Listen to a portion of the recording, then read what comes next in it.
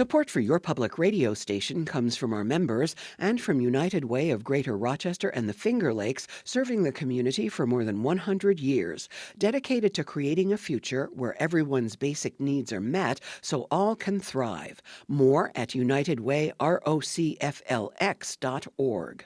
From Mary Cariola Center, proud supporter of Connections with Evan Dawson, believing an informed and engaged community is a connected one. marycariola.org. And Springboard, a funding competition focused on activities, networking, and events that work to grow the entrepreneurial ecosystem throughout Western New York. Applications are due June 10th, 2025. Details at springboardny.org. From WXXI News, this is Connections. I'm Evan Dawson. Well, our connection is made at the Moonshot Factory. The Moonshot Factory was set up to go find big problems confronting humanity and then find audacious solutions to benefit humanity. And to be fair, to create sustainable businesses in the process. The Moonshot Factory is part of Alphabet, the parent company of Google. The Moonshot Factory has been around for about 15 years, aiming to follow a 3-step model. Number 1, identify a huge problem in the world that you want to solve. Number 2, envision some kind of science fiction-y sounding product or service that, if it were possible, if it were real, could help solve the problem. And then number 3, determine that there might be a realistic chance to make that science fiction happen.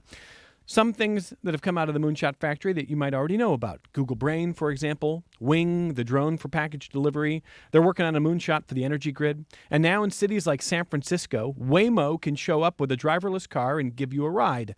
I admit that when I began reading about Waymo earlier this week, I was a skeptic, but it is happening. And so when you look at moonshots, big problems, big solutions, how realistic is it that big tech is going to make our lives better into the future? If you are a cynic or a skeptic about AI, this conversation, I think, is for you. Astro Teller is the captain of moonshots at X, the Moonshot Factory at Alphabet. And if your name is Astro Teller, you got to have to be a big deal. Teller's a huge deal in the world of tech. He believes in the power of tech to make lives better. He's in Rochester as a guest of RIT, keynoting the academic convocation tomorrow. But first, only the Pope could shorten the hour for Astro Teller. Welcome, Astro Teller. Thank you for having me, Evan. Habemus Astro. Welcome to the program. And it's great to have you. Bob Finnerty is Associate Vice President of Communications at RIT. Welcome back, Bob. Nice to see you in studio. Thank you, Evan. And I'm not going to make Lisa Chase do a lot of talking because it's going to be a shortened hour. I just want to recognize and welcome the Vice President and Secretary of the University for RIT, and thank you for being here as well, Lisa. Thank you as well. Bob, just tell people what's going on with the convocation tomorrow. Oh, we're excited. We have about 4,500 graduates out of RIT, and that just doesn't include Henrietta. That includes our graduates from campuses in Kosovo and Croatia and Dubai, as well as China. So tomorrow, big deal on campus. How did you get Astro Teller? Well, to be honest, we have a great connection with one of our board of trustees. His name is Kevin Surace, and Kevin is an entrepreneur out in the Silicon Valley who also actually has moved to Rochester. He's originally from Syracuse. And so basically, Kevin goes back and forth between Silicon Valley and Rochester, and we love the tech connection. So I have to shorten my notes here because there's so much I want to talk about with Astro. But Bob knows I'm just going to go straight to what I really want to know. We just saw one of the most traditional ceremonies in the world, the introduction of a new pope, the white smoke, no tech inside the conclave. So let me ask you a very non-traditional question. At this point in your career, what percentage chance do you give it that we're living in a simulation? 0. Zero. 0.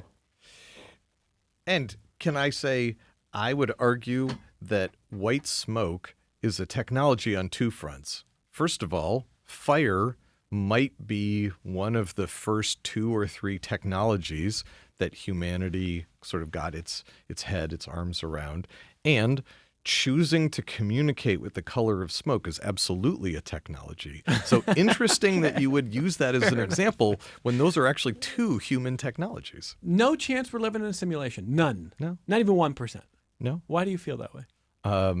Occam's razor. I don't see any evidence that we're living in a simulation, and I don't It's very well designed. And I don't see any argument for why it would be to our benefit. The Matrix, which was certainly not the first example of people bringing this up. It goes back at least to Descartes, but most people understand this or thinking about it through the sort of the Matrix repopularized this idea.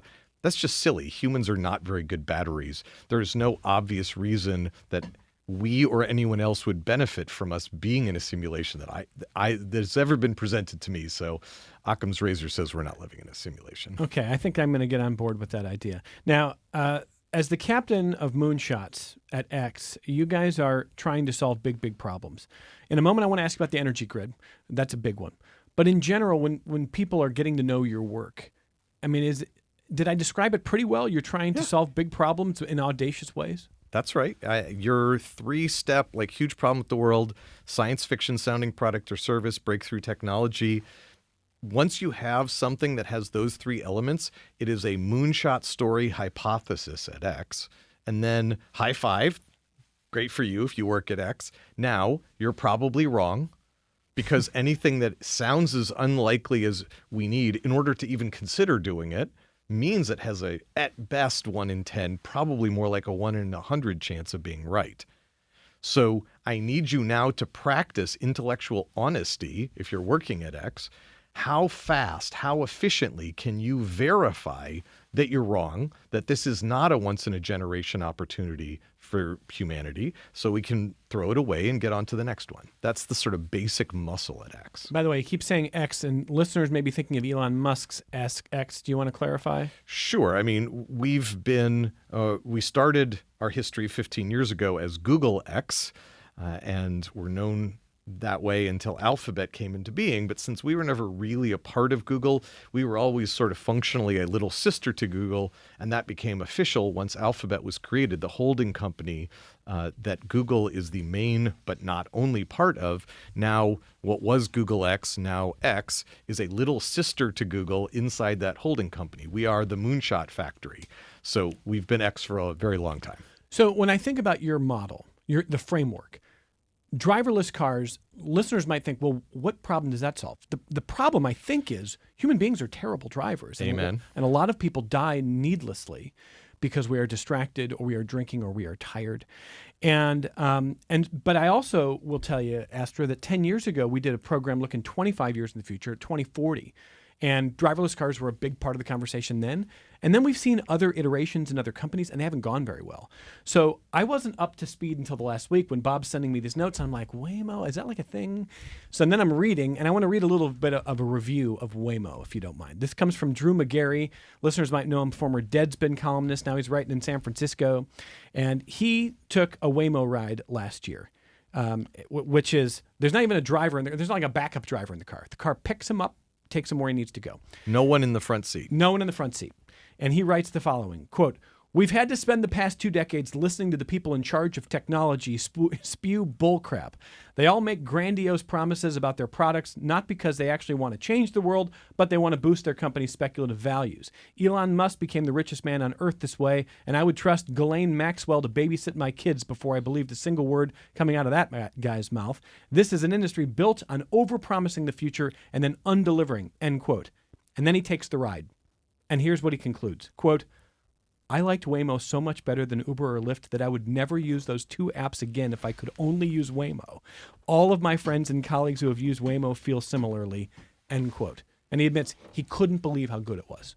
So for the people who are like, well, I gave up on driverless cars, Waymo it's in San Francisco. I'm sure it's in other places. Is this solving the problem? Is this like ready for market everywhere? Yeah, it'll take a while to roll out, but we're giving rides in San Francisco, in Austin, in Phoenix, and in Los Angeles. We've already announced that DC, Atlanta, Tokyo, I think, are next up. So coming to a city near you soon, or that you are a part of soon. But I just want to pause on something you said. The description of how innovation is perceived by the public, I understand. I wish that we, the innovation industry, were not leading people on as much as maybe the industry does overall. We, X, the Moonshot Factory, work really hard to tell people, here's what we're doing. We are trying to go over there. We'll tell you way ahead of time where we're trying to go, partly because if that's a bad place to try to go, we want feedback from society where they say, please don't go there. That's an important piece of feedback to us. Then what is now called Waymo was started 15 years ago. That's how long this takes. They're now doing more than 250,000 rides per week for pay for the general public with nobody sitting in the front seat.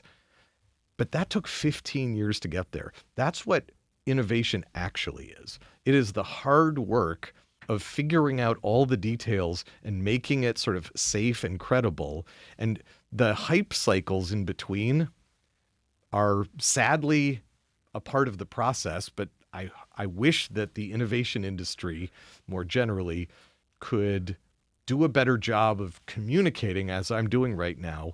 This stuff takes time. Well, and here's another thing I really appreciate you seeing many of your presentations.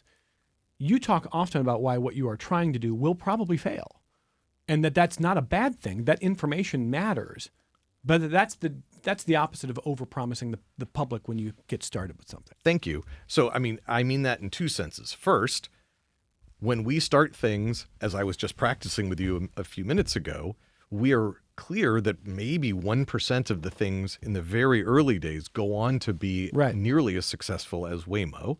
So that is just the physics of innovation. And to deny that is to BS yourself and BS the public, both of which are bad.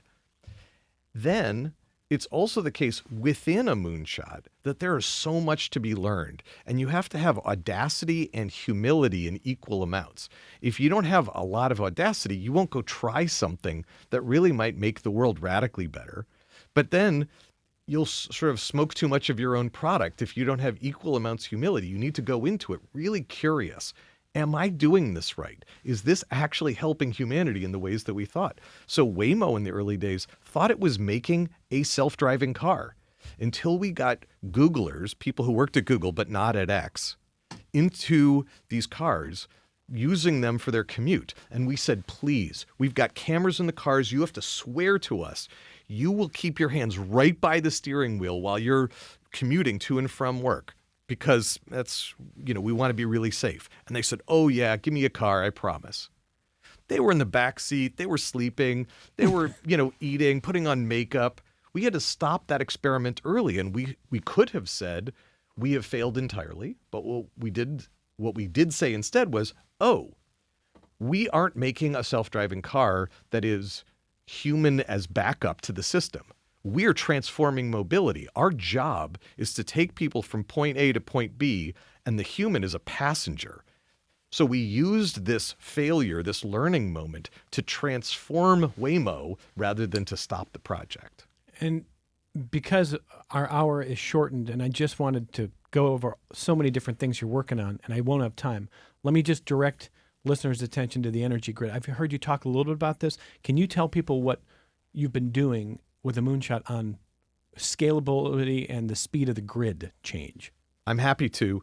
If people are interested in hearing more and they go to Google and they just type Moonshot Factory Moonshot Podcast, we have a whole series out now which dives into some of these things like self-driving cars and our Moonshot for the electric grid, so people can learn more there.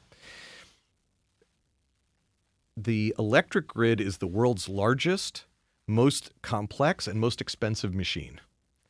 It was cobbled together over the last 120 years. Nobody knows where all the wires are.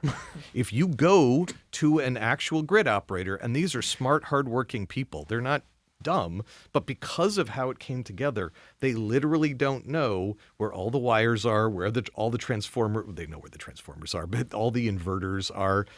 It is a very, very complex system.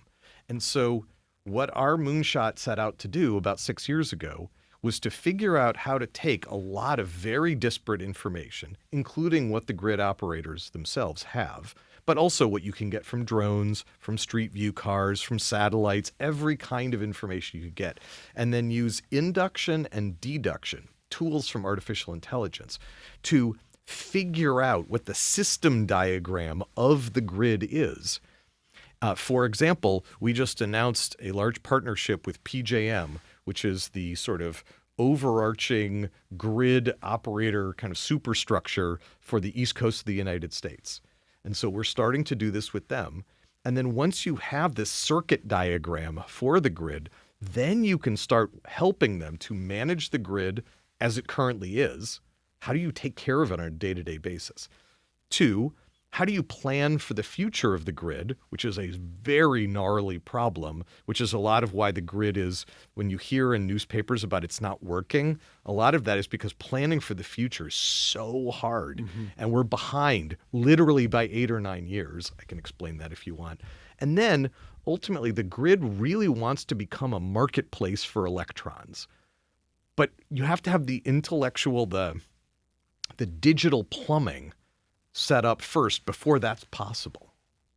So I can't wait. We're going to talk in 1, 3, 5 years, and we're going to find out how fast the grid is changing. Will you come back and talk about that? I'm happy to. And I want to ask Bob before we go here in this truncated hour here, can the public access any of what's going on tomorrow, see some of the remarks, things like that? Yeah, we'll have things streamed off the RIT homepage. And then for sure, I would love for Astro to tease out, if he can, just a little bit about what he might be telling to the students tomorrow. All right, 45 seconds. Give us that preview. Since we were 5 years old, all of us and all of the graduates tomorrow have had beaten into them the necessity for performance. And very slowly over time, we lose a lot of our joy, some of our humanity. We lose most of our playfulness, and with it, most of our creativity, all in the name of getting short-term, tangible, I got an A+ on the test. Hey, boss, look, I did my report. Pat me on the head, give me a bonus, give me a promotion. And something profound has been lost in the process. And I'm going to tell the graduates that there's a different way that I think will make them happier and more successful at the same time. Thank you, Bob, for facilitating this. It's nice to see you as always here. Thank you. And listeners, again, the reason we were truncated is there is a new pope. We were waiting for the presentation from Leo XIV. NPR will have much more on that. But Astro, I really appreciate you taking the time to come in here and share what you guys are doing at the Moonshot Factory. Good luck to you. Solve big problems. Let us know how it's going. Thank you very much for having me. Thank you for being here. Great having you. Thank you for being here as well, Lisa Chase. Great to have you. And listeners, we're back with you tomorrow on member-supported public media.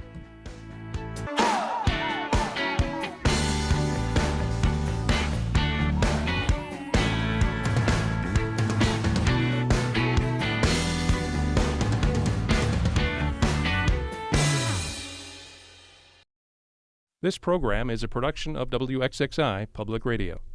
The views expressed do not necessarily represent those of this station, its staff, management, or underwriters. The broadcast is meant for the private use of our audience. Any rebroadcast or use in another medium without expressed written consent of WXXI is strictly prohibited. Connections with Eben Dawson is available as a podcast. Just click on the Connections link at WXXInews.org.